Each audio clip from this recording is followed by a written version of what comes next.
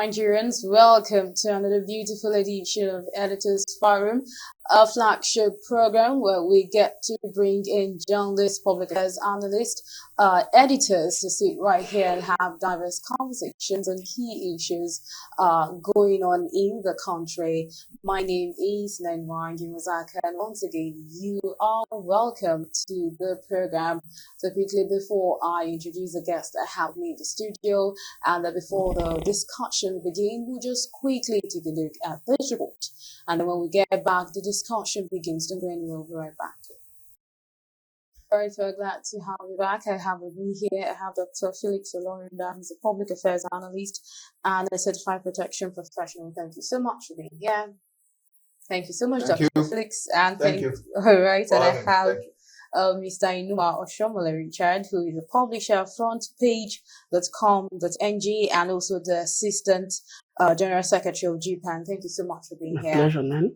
All right, so just as we've seen in the short report that was played, the House of Representatives Constitution Review Committee's proposed creation of 31 additional states.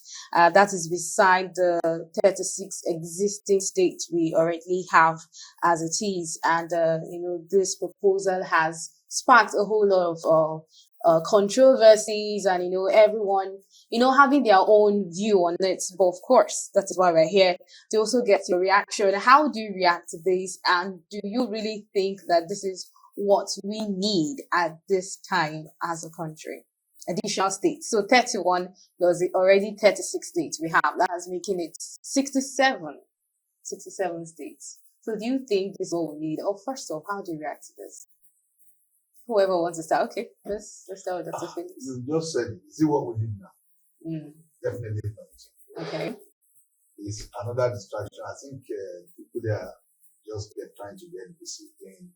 Because right now we're talking about, I think there's even some discussion about how we reduce the number of states that we have. Go back to journalism that we started with, reduce cost of governance. Now that you are talking about having 31 additional states, we are going to have state house of 67 commissioners. If you keep, increasing the cost of governance that all of us are crying about, it's impacting negatively on our economy because we don't have the economy that can take care of all those overheads. So it's just increasing the cost of our overheads and deepening the poverty. Because imagine how many, you are going to buy official cars for all of them and all of that and all of that.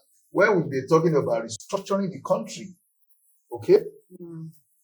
The largest, with the biggest economy or the greatest country, talk about United States with about 350 or 400 million people. They only have 50 states. So you are going to talk about 7 states in Nigeria.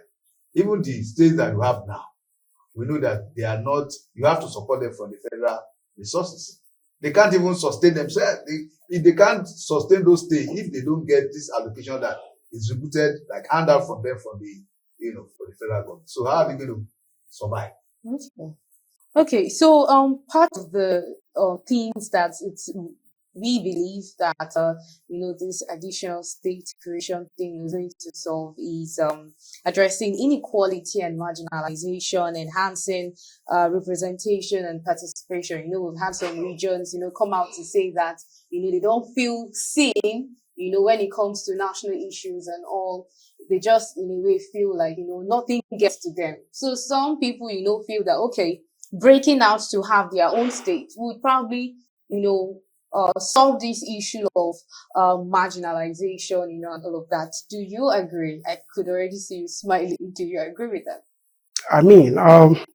I just have to smile because the proposal itself sounds very ridiculous and viciously humorous, And for you to have, I've always said that there is this tendency for you to be less productive when you are over comfortable. So we have, let me tell you something. Let's look at the way the British Parliament, the parliamentarians, the way they are seated. You practically have to ask someone to stand up for you to be able to move walk by. Yeah. And this, I'm talking about a country that colonized almost half of the universe. But when you come to our chambers here, both the green and the red chamber, and what you have is people sitting like they were in their living rooms. So in that context, I'm not really disappointed what is coming out of that kind of a place, because they do not seem to feel the pain of the citizens. Let me give you something. Okay. I'm not sure these people are in tune with what Nigerians really crave for. Okay. We are talking about a country that has been unable to practically execute a budget for about to the tune of 80%. The budget performance for 2024, even though it ran concurrently, 4 budgets concurrently, over 2023 budget overlapping and all that, still managed less than 40%. And some people sat somewhere. The next big thing for them to push out there was state creation. We have just less than 6 states, current states, less than 6 of them out of 36 be viable, and almost all of them owing close to 38 billion naira as debt. They can't do anything. They can't fund education, productively. They can't create jobs. They can't provide electricity. Now, you want to have more special advisors. You want to have more personal assistants on a budget that has been borrowing to be funded. Then you need to think if they are smoking something somewhere. Some people, you just have to sit back and, are you sure some people representing you are not smoking something too much for their system? You can't be dishing out all this that you want to create. How many more? 31 more additional states in an economy that borrows even beyond what it could pay back. 22 million out of school children. They are not declaring state of emergency on that. You have court cases that are being local government autonomy, state legislature autonomy, that even the Supreme Court had adjudicated that, look, local government should be in charge of their affairs financially and all that. You are talking of marginalization. And states have blatantly disregarded the highest court of the land. They've refused to, and no one is doing anything about it. If it has military in government, you will have seen protests on the streets everywhere. But no one is doing anything. No state government is doing as if the Supreme Court said anything. And the only thing you could sit back in that, your dirty offices, is to dish out ridiculous proposals to Nigerians. Just like the Southwest governors just said they wanted to renovate like a Premier Hotel Ibadan with billions of naira. And they said after Premier Hotel, they will go to Lafia Hotel. They will go. But Chief Obafemi Awolowo legacy of mechanized farms that could generate thousands of jobs, they are left fallow in the forest. No one is doing that. No one is resuscitating them. Even though we have acute food insecurity. And okay, let's go ahead and create 31 states. Let's go ahead. Let's go ahead. We go ahead. Okay. So, I mean, some people who, of course, are not for the proposal had actually also made mention of the fact that the real issue is not the number of states, but the dysfunctional federal structure that we have that has concentrated power at the center, stifling regional development. Do you agree with that, Dr. That's the truth. What we are saying that we know that the states as we have them now, the majority of them can't sustain themselves. They have to depend on the federal government allocation they get every month. And we know even before now, a lot of them can't even pay salaries. I remember my own state at the point 7 months salaries for civil servants cannot be paid. And some of them who are there calling us in Lagos who are not civil servants. Please, we don't have money to eat. Civil servants who are career civil servants have spent years in civil service. We can't pay our school fee, we can't pay our house rent, bothering us, to help them. Because they were owed salaries for 7 months. Is it the same? Do we have a collective memory problem? That how can we now move from there now? We want to duplicate. Because Southwest is also identified that we're going to have 7 states. So we're going to have 7 or 6. Maybe the president, okay, now some other places are. So I'm sure they just want, because they know that this is not something, the process is not easy. So that's why I said they want to get busy. And they know they cannot do it in this 10 assembly. We will probably have to spill over to the next assembly. So, and we're going to start afresh again. So it's just a way of getting their job done and distract us from what is important. What important decision that we should ask. Because we are talking about cost of governance. Nobody is pushing it again. That we have to bring that the cost of governance, because we have to reference other countries we borrow this democracy from, whatever. That the cost of governance in those areas is not as high as our own. When you watch the British Parliament on television, you will see that these people are ready to work here, not like our own that look like a palace. That is being designed that when they get to and sit on that, they will sleep. Some of them will even snore. But you look at the British Parliament, you see how they sit, even with the Prime Minister, you know that these people are ready to work. These are our own people. Just be them. When they focus camera on them, some of them are sleep. They are coming there to sleep. So because they don't get there to get busy as if they are working. And these are the things that we take for granted. We don't pay attention to it. We just think it's bad. Why are we always looking for luxury?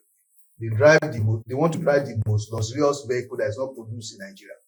Legislators in Nigeria should be driving cars made in Nigeria. If you are going to serve or you are going to make laws for Nigeria, you can't be driving the most luxurious car on the surface of the earth with an economy that is not performing. Okay. Mr.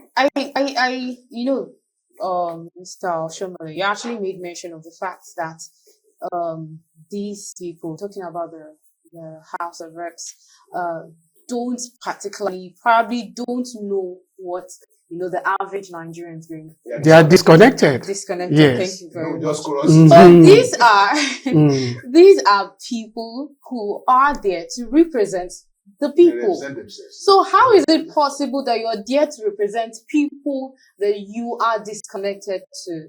And then how do we correct this wrong? Because if at the end of the day we have people representing people who they're not connected to, I think we'll keep having, more proposals and more of such that don't really speak, the voice of the people. So how are we able to get out of this? Look, the Supreme Court of the country, of the land, had dealt with this. Okay.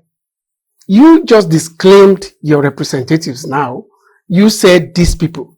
I thought you would have said my representatives or my people. Okay. And you refer to them as these people. And it's a big one. Look, when you see what is playing out in United States presently, you will see people who are quarreling over, in the best interest of Americans. The way Donald Trump has taken it like, look, and I was at a point so scared that I hope this guy won't overstep his bounds and do worse than Hitler.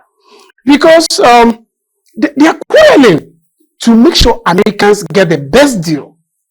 No one is talking about the latest this, they renovate this, but Americans first. Americans, they must have this. So who is fighting for Nigerians? I can't hear any public official appointed or elected or selected talking about Nigerians, and that bothers a lot on my conscience. Look, I want to hear people saying Nigerians. People can't travel. In a time where we've had our presidents travel to diverse countries Okay. to speak about Nigeria. Okay, about Nigeria or about Nigerians. So the Supreme Court said, take back the governance to the grassroots and let the local governments have control over their funding and finances, so they can, because they are closest to the people, grassroots, then they can decide what to provide. But it hasn't happened.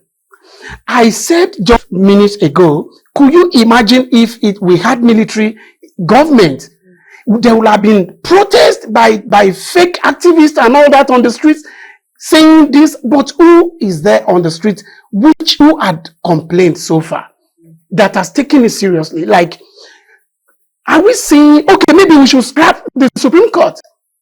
Because how could you have the highest court of the land, dishing out orders, and no one is taking them? It's like we are in autocracy as well. So what I'm saying is that they said they were the new states will deal with marginalization and this, but Supreme Court are taking care of that in just a single issue. But take your governance back to the local government, empower the local government, because the governance must start bottom up, not up bottom, and that is where the disconnection creeps in. All right. With that being said, let's just quickly take a break, and then we'll also get to go through our second report, and then we'll get back. I still have my guests with me in the studio, so then we'll be right back.